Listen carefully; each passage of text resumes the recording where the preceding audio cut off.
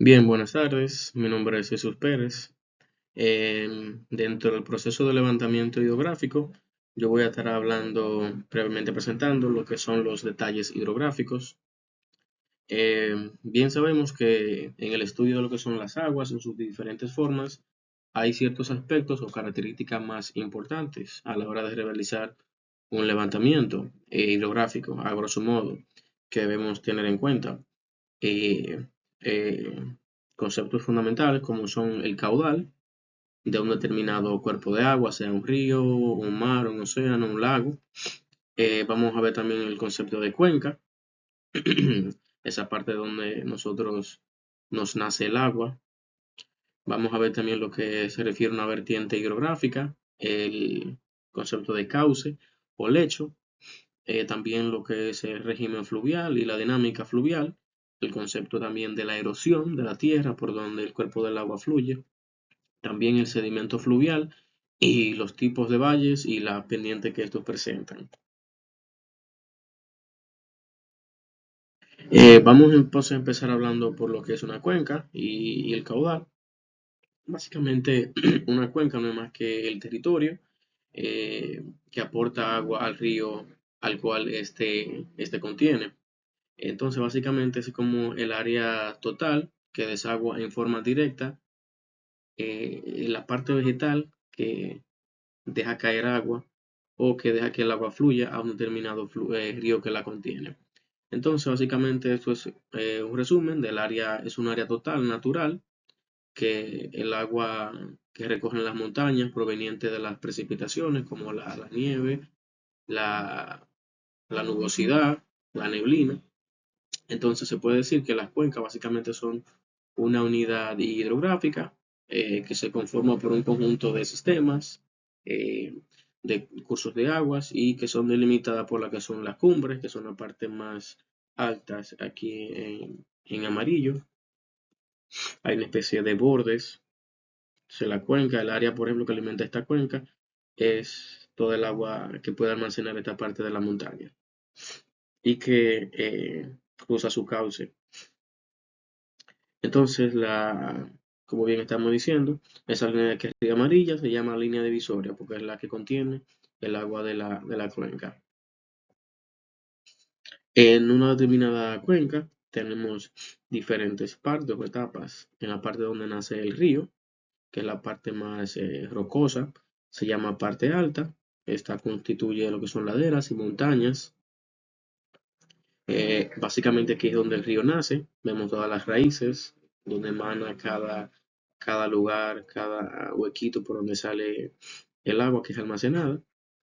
Esta aquí se desplaza en su mayoría de las veces por una pendiente bien alta, como lo vemos aquí.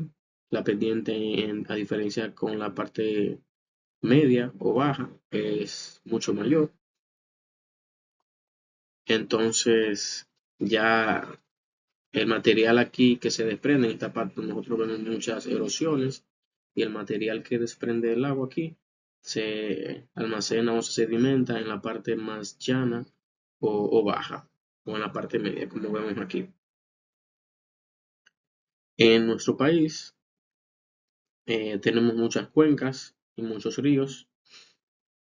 Una de las principales, por ejemplo, el río eh, más largo de nuestro país es el río Yaque del Norte, con una longitud de 300 kilómetros, un área de influencia de 5.000 metros cuadrados y un perímetro de aproximadamente 500 kilómetros. Entonces, las pendientes en estas determinadas cuencas sabemos que están dadas por la variación de altura entre el área de influencia. Cuando hacemos esa razón, entonces eso nos va a dar la pendiente que tiene nuestro determinado flujo del cuerpo de agua que estemos analizando.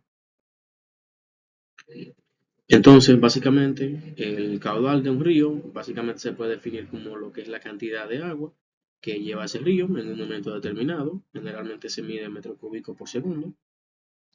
Eh, Generalmente esto se obtiene a medida en aforos, se hacen aforos en un punto específico. Así es la forma en que generalmente se maneja el caudal o que se determine el caudal de un determinado río o cuerpo de agua.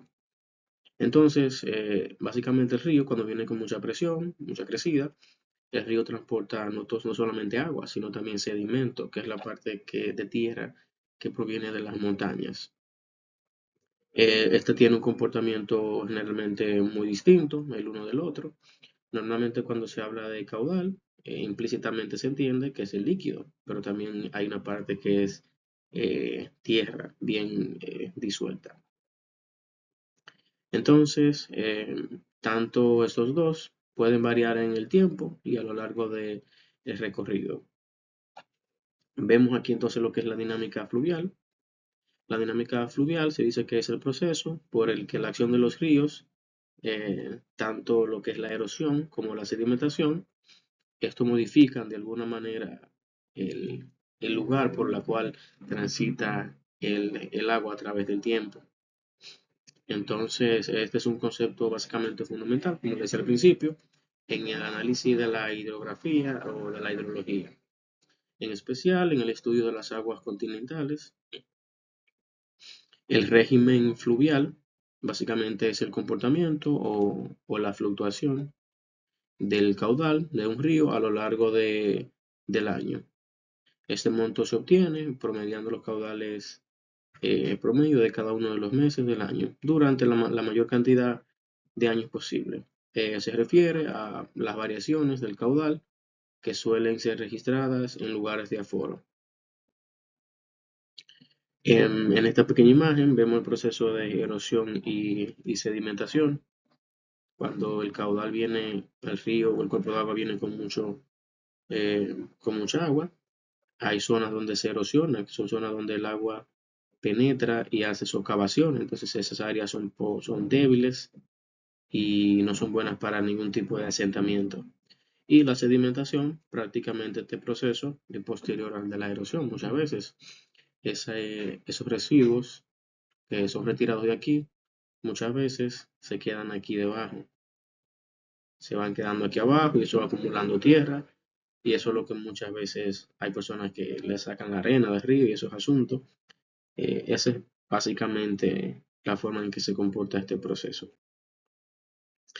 Otro aspecto importante también en el proceso de levantamiento hidrográfico son los valles.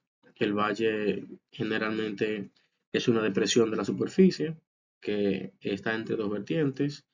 Es una zona muy regularmente, no siempre, pero muy plana y de mucha vegetación.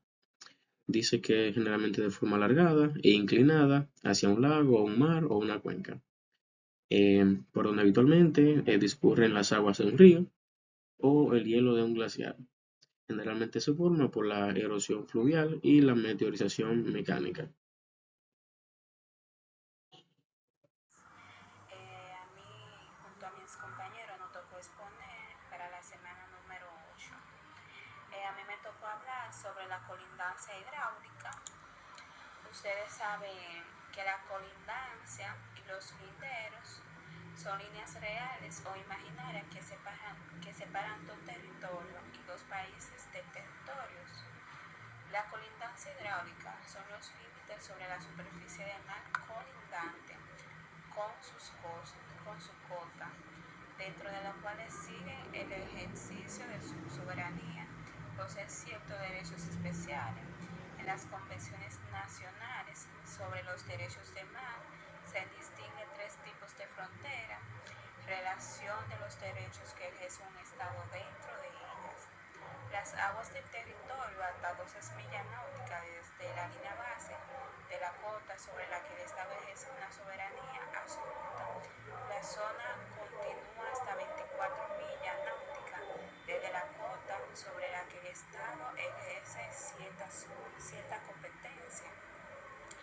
El material aduanero, sanitario, de migración y la zona económica exclusiva hasta 200 millas náuticas desde la cota sobre las que el Estado posee cierto derecho económico y explotación frente al Estado general.